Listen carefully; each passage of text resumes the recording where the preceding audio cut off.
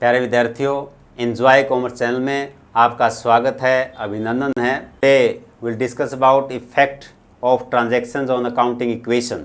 Accounting equation के ऊपर विभिन्न लेन देनों का, विभिन्न ट्रांजैक्शंस का क्या प्रभाव पड़ता है, इसके बारे में हम चर्चा करेंगे। डियर स्टूडेंट्स, अकाउंटिंग इक्वेशन के पार्ट 3 के इस वीडियो में आज हम ये समझने का प्रयास करेंगे कि विभिन्न व्यावसायिक लेन देनों का, बिजनेस ट्रांजैक्शंस का अकाउंटिंग इक्वेशन के ऊपर क्या प्रभाव पड़ता है। चलिए शुरू करते हैं। Illustration number 2, show the accounting equation on the basis of following transactions and prepare a balance sheet after showing effects of all transactions. First business transaction is Aman started the business with cash rupees 1 lakh. अमन ने व्यवसाय अपना शुरू किया है 1 लाख रुपए लगा करके। अमन के व्यवसाय के लिए यह पहली ट्रांजैक्शन है, तो इसमें व्यवसाय में 1 लाख रुपए का कैश आएगा और 1 लाख रुपए से उसके व्यवसाय की कैपिटल वो बढ़ जाएगी। तो जो फर्स्ट अकाउंटिंग इक्वेशन हमारी बनेगी उसमें कैश के नीचे हमने 1 लाख रुपए लिख लिए हैं और कैपिटल के नीचे 1 लाख रुपए लिख लिए हैं। तो इस प्रकार से फर्स्ट बिजनेस ट्रांजैक्शन को हम फर्स्ट इक्वेशन के माध्यम से दर्शाएंगे। और अब सेकंड ट्रांजैक्शन हम देख रहे हैं, purchased equipments from Raman for ₹10,000 and half amount paid in cash. तो रमन से इक्विपमेंट्स परचेज किए गए हैं 10,000 रुपए के और आधी राशि यानी कि 5,000 रुपए कैश में भुगतान कर दिया गया है। तो इस ट्रांजैक्शन का प्रभाव हम देख रहे हैं कि कैश हमारे पास 1 लाख रुपए का था, उसमें से 5,000 रुपए हमने कम कर दिए हैं, तो 95,000 यहाँ पर कैश का बैलेंस रह गया है। इक्विपमेंट्स हमारे पास पहले नहीं थे, अब 10,000 रुपए के इक्विपमेंट्स हमने परचेज किए हैं, तो 10,000 रुपए के इक्विपमेंट्स न्यू इक्वेशन में यहाँ पर शो किए गए हैं। और इक्विपमेंट्स की जो पेमेंट 5,000 रुपए वो बाद में की जाएगी, इसलिए 5,000 रुपए को हमने यहाँ क्रेडिटर्स में शो किया है। तो नई इक्वेशन में आप देख रहे हैं 5,000 रुपए क्रेडिटर्स के नीचे यहाँ पर लिखे गए हैं। और जो कैपिटल का बैलेंस हमारा है उसमें किसी प्रकार का कोई परिवर्तन नहीं होगा, वो 1 लाख रुपए की यों की त्यों यहाँ पर लिखी गई है। और जो यहाँ पर हम नेक्स्ट ट्रांजैक्शन देख रहे हैं, डेप्रिसिएशन ऑन इक्विपमेंट्स ₹1,500, 1,500 रुपए इक्विपमेंट्स के ऊपर डेप्रिसिएशन हमने लगानी है। तो डेप्रिसिएशन में कैश की पेमेंट नहीं होती है, बल्कि जिस भी एसेट के ऊपर डेप्रिसिएशन लगाई जाती है उस एसेट को हम यहाँ पर कम कर देते होते हैं। ओल्ड इक्वेशन आप देख रहे हैं, उसके ऊपर हमने इस ट्रांजैक्शन का प्रभाव शो करना है। तो इक्विपमेंट्स में से हमने 1,500 रुपए यहाँ पर लेस कर दिए हैं और इक्विपमेंट्स का बैलेंस हमारे पास 8,500 रह गया है। तो डेप्रिसिएशन एक खर्चा है, एक एक्सपेंस के रूप में हम उसे देखते हैं, इसलिए कैपिटल में से उसको लेस यहाँ पर करके दिखाया गया है। और फिर नेक्स्ट बिजनेस ट्रांजैक्शन हम देखते हैं, वो है रसीव्ड कमीशन ₹500। तो कमीशन रिसीव किया गया है 500 रुपए का। 500 रुपए इनकम हो गई हमारी, और इनकम होने के नाते इसे एक बार हम कैपिटल में ऐड करेंगे और एसेट साइड में कैश के अंदर इसको हम ऐड कर देंगे। तो कैश में हमने इसको ऐड कर दिया है और कैश का अमाउंट हमारा टोटल हो गया 95,500 और उधर कैपिटल में हमने इसको ऐड कर दिया है और कैपिटल का बैलेंस हमारा हो गया 99,000। तो इस प्रकार से हमारी न्यू इक्वेशन यहाँ पर बन गई है, आप देख रहे हैं। और जो न्यू इक्वेशन बनी है इसमें भी आप बैलेंस चेक कर सकते हैं। वो दोनों साइड का बैलेंस आप देख रहे हैं कि 1,04,000, दोनों साइड में ₹1,04,000 का टोटल यहाँ पर आपको दिखाई दे रहा है। तो जितने भी ट्रांजैक्शन हम करते चले जाएं, ये जो अकाउंटिंग इक्वेशन है ये कभी भी डिस्टर्ब नहीं होती है। तो इसी बात को हम समझने का प्रयास यहाँ पर कर रहे हैं। तो नेक्स्ट जो ट्रांजैक्शन है, 5th ट्रांजैक्शन हम देख रहे हैं, paid cash to Raman in full settlement ₹4,700।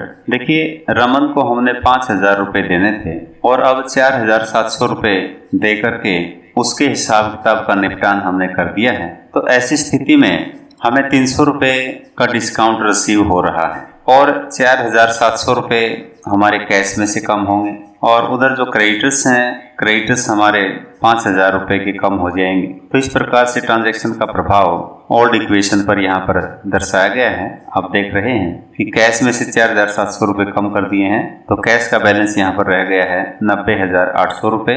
Equipments के ऊपर कोई प्रभाव नहीं पड़ा है। क्रेडिटर्स में से 5,000 रुपये हमने कम कर दिए हैं, तो क्रेडिटर्स का बैलेंस यहाँ पर नील रह गया है। और जो कैपिटल में 300 रुपये हम ऐड करेंगे, क्योंकि डिस्काउंट रिसीव्ड एक हमारी इनकम हो गई है। तो credit all incomes and gains, तो हम उसको क्रेडिट करते हैं और उसको हम कैपिटल में ऐड करते हैं। तो कैपिटल में हमने 300 रुपये ऐड कर दिए हैं। 99,000 कैपिटल का बैलेंस पहले शो किया गया है और 300 रुपये ऐड कर दिए हैं। तो इस प्रकार से 99,300 यहाँ पर टोटल कैपिटल का हो गया है। और नेक्स्ट ट्रांजैक्शन हम यहाँ पर देख रहे हैं, गुड्स परचेज्ड ऑफ ₹10,000, 10,000 रुपये की वस्तुएं परचेज की गई हैं। तो इसमें आप देख रहे हैं कि पार्टी का नाम यहाँ पर नहीं लिखा गया है। इसका सीधा मतलब ये है कि ये जो गुड्स हमने परचेज की हैं, ये कैश में परचेज की गई हैं। तो कैश में से हम 10,000 रुपये लेस कर देंगे और गुड्स में यानी कि स्टॉक में हम 10,000 रुपये ऐड कर देंगे। और ये जो ट्रांजैक्शन है, इसका प्रभाव आप देख रहे हैं कि सिर्फ एसेट साइड में इसका प्रभाव पड़ा है। तो लायबिलिटी साइड में इसका कोई भी प्रभाव नहीं पड़ेगा, क्योंकि एक तरफ कैश यहाँ पर कम हो गया है और दूसरी तरफ जो स्टॉक है, हमारे गुड्स हैं, वो हमारी बढ़ गई है। और फिर नेक्स्ट जो ट्रांजैक्शन है कि goods costing ₹10,000 sold on credit to Sohan at 25% profit, कि 10,000 रुपये का माल है, वो सोहन को उधार पर बेच दिया गया है और यहाँ पर 25% प्रॉफिट के ऊपर ये माल बेचा गया है। तो इस बिजनेस ट्रांजैक्शन का प्रभाव ये होगा कि स्टॉक में से हम 10,000 रुपये कम कर देंगे। जो गुड्स हमारे पास थी पहले 10,000 रुपये की थी, वो 10,000 रुपये हमने लेस कर दिए हैं। तो इस प्रकार से गुड्स का, इनके स्टॉक का जो बैलेंस है, वो हमारे पास नील रह गया है। अब ये जो गुड्स हैं, ये 25% प्रॉफिट पर बेची गई हैं और उधार पर बेची गई है। तो इसलिए डेटर्स की आइटम हमने अकाउंटिंग इक्वेशन में ऐड कर ली है और 12,500 रुपये यहाँ पर ऐड करके दिखाए गए हैं। तो 12,500 रुपये डेटर्स के नीचे आप देख रहे हैं, वो लिखे गए हैं। तो अब बात आती है प्रॉफिट की। तो 10,000 रुपये का माल था और हमने 12,500 रुपये में बेचा है, तो 2,500 रुपये कैपिटल के अंदर यहाँ पर हम ऐड करेंगे, क्योंकि जब भी प्रॉफिट होता है, कोई गेन होता है, तो उससे कैपिटल हमारी बढ़ जाती है। तो 2,500 रुपये कैपिटल में हमने यहाँ पर ऐड करके यहाँ पर दिखाया गया है।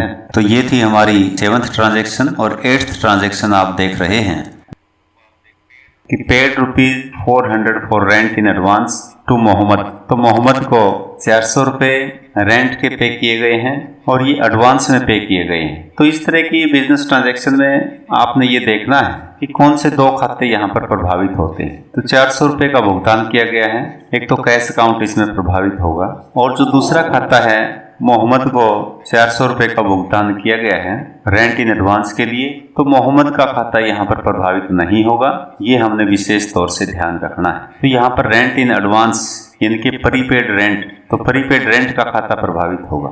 इसे हम रेंट इन एडवांस अकाउंट भी लिख सकते हैं। तो प्रीपेड रेंट एक किस्म से हमारी एसेट हो गई। तो एसेट साइड में इस आइटम को हम ऐड करेंगे। तो एक नई आइटम यहाँ पर ऐड कर दी गई है प्रीपेड रेंट की, और उसके नीचे 400 रुपये यहाँ पर लिख दिए गए हैं। तो इस बिजनेस ट्रांजैक्शन का प्रभाव सिर्फ एसेट साइड में ही पड़ेगा, लायबिलिटी साइड में इसका कोई भी प्रभाव यहाँ पर नहीं पड़ेगा। और जो नेक्स्ट ट्रांजैक्शन है, 9th transaction, introduced fresh capital ₹20,000 in cash and ₹5,000 of equipments. 20,000 रुपये की जो कैपिटल है वो कैश में लगाई गई है, फ्रेश कैपिटल इंट्रोड्यूस की गई है, और 5,000 रुपये के इक्विपमेंट्स भी यहाँ पर बिजनेस के मालिक ने बिजनेस में लगाए हैं। उसके पास 5,000 रुपये के इक्विपमेंट्स पहले से घर पर थे, वो इक्विपमेंट्स उसने वहाँ से अपने बिजनेस में लगा दिए हैं। तो इनको भी कैपिटल के अंदर हम काउंट करेंगे और इनका प्रभाव भी यहाँ पर अकाउंटिंग इक्वेशन पर हम प्रदर्शित करेंगे।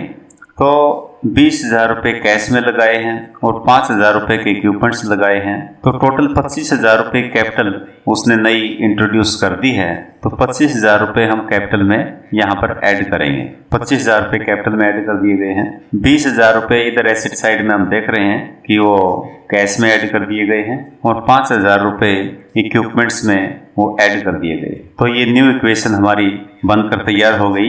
इसमें कैश के नीचे आप देख रहे हैं 1,04,000 रुपये लिखे गए हैं। इक्विपमेंट्स के नीचे आप देख रहे हैं कि 13,500 रुपये लिखे गए हैं और प्रीपेड रेंट के 400 रुपये यहाँ पर लिखे गए हैं और डेटर्स के 12,500 रुपये लिखे गए हैं और उधर आप देखते हैं क्रेडिटर्स के नीचे नील अमाउंट है तो और कैपिटल के नीचे देख रहे हैं आप 1,26,800 रुपये। तो दोनों साइड का जोड़ हम करके यहाँ पर देखेंगे तो इक्वल जोड़ हमारा यहाँ पर आ रहा है कि एसेट साइड में भी 1,26,800 रुपये टोटल बनता है और उधर कैपिटल प्लस लाइबिलिटीज का टोटल भी 1,26,800 रुपये यहाँ पर बनता है। और नेक्स्ट ट्रांजैक्शन हम देख रहे हैं वो है received from Sohan ₹12,000 in full settlement. तो सोहन से हमने 12,500 रुपये लेने थे, अब उसने 12,000 रुपये हमें दिए हैं तो इस प्रकार से 500 रुपये का हमने डिस्काउंट अलाउड कर दिया है, यानी कि डिस्काउंट अलाउड एक खर्चा हो गया। 500 रुपये का एक खर्चा हमने यहाँ पर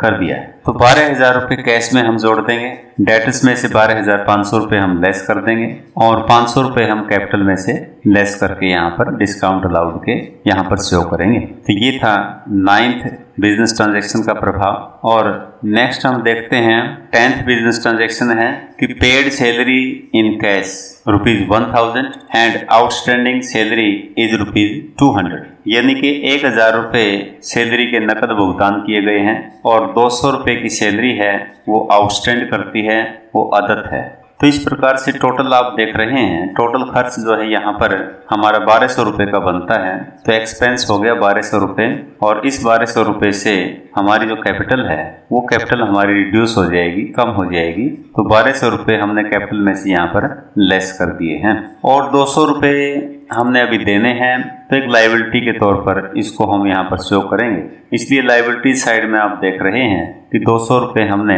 यहाँ पर आउटस्टैंडिंग सैलरी के शो किए हैं और 1,000 रुपये जो कैश है, कैश हमारा कम हो जाएगा तो 1,000 रुपये कैश में से हमने कम कर दिए हैं। इस प्रकार से नई अकाउंटिंग इक्वेशन हमारी बनकर तैयार हो गई है। और ये जो अकाउंटिंग इक्वेशन बनकर तैयार हुई है इसमें आप देख रहे हैं कि दोनों साइड का जोड़ यहाँ पर फिर एक बार बराबर है। जैसे मैंने आपको बताया कि अकाउंटिंग इक्वेशन कभी भी डिस्टर्ब नहीं होती है। तो इधर लायबिलिटी साइड में आप देख रहे हैं जो टोटल बनता है हमारा 1,25,300 रुपये का टोटल यहाँ पर हम देख रहे हैं और ठीक इतना ही टोटल हमारा एसेट साइड का भी बनता है। तो ये जो न्यू इक्वेशन बन के अब तैयार हुई है इस इक्वेशन को हम एक बैलेंस शीट के रूप में भी लिख सकते हैं, क्योंकि जो अकाउंटिंग इक्वेशन में यहाँ पर आप देख रहे हैं जो एसेट्स लिखी गई हैं, लायबिलिटीज और कैपिटल लिखी गई हैं, ये सभी एक बैलेंस शीट के कंपोनेंट्स को यहाँ पर दर्शाया गया है। तो बैलेंस शीट में भी हम एसेट्स लिखते हैं, लायबिलिटीज और कैपिटल लिखते हैं। इस न्यू इक्वेशन की सहायता से हम एक बैलेंस शीट भी बना सकते हैं। तो इस प्रकार से ये बैलेंस शीट यहाँ पर बनाई गई है। तो जो कैपिटल वहाँ पर हम देख रहे हैं 1,25,100 रुपये की, तो इसको हम बैलेंस शीट में लिख देंगे 1,25,100 रुपये। Outstanding salary ₹200। ठीक इसी प्रकार से एसेट साइड में आप देख रहे हैं कि कैश हमने 1,11,400 रुपये लिख दिया है और फिर इक्विपमेंट्स को लिख दिया है 13,500 रुपये और प्रीपेड रेंट जो 400 रुपये का था वो हमने यहाँ पर शो कर दिया है और इस प्रकार से टोटल इसका कर दिया है 1,25,300 रुपये। और बैलेंस शीट का जोड़ आप देख रहे हैं दोनों साइड का बराबर है। तो जो अकाउंटिंग इक्वेशन होती है उसको हम बैलेंस शीट इक्वेशन के नाम से जानते हैं। तो प्यारे विद्यार्थियों, मुझे लगता है कि आपको ये टॉपिक समझ में आ गया होगा। अगर किसी प्रकार का कोई डाउट इसमें आपका रहता है तो आप कृपया करके कमेंट बॉक्स में कमेंट करें, आपके कमेंट का जवाब हम अवश्य देंगे।